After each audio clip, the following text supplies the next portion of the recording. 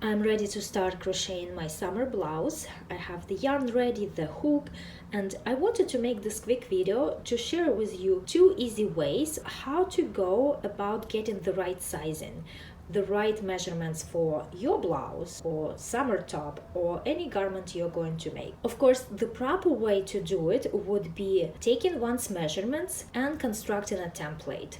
However, that can be quite complicated, but luckily there are easier ways to do it. One of those ways is to use a garment that you already have that fits you well as a template. For example, several years ago, I crocheted myself this summer top with pineapple designs, and I used this existing top as a template.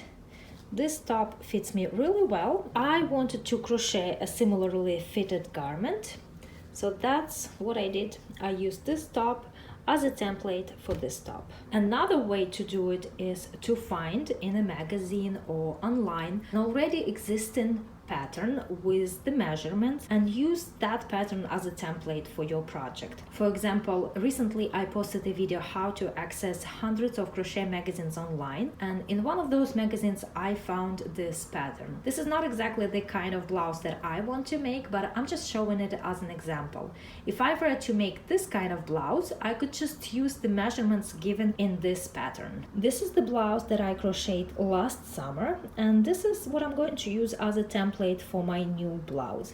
I really like how this blouse fits me, and my new blouse is going to be constructed in a similar way. There are 2 things that I'm gonna do differently though. I'm gonna make the sleeves slightly longer, and I also want to make the length of the blouse itself a bit longer as well.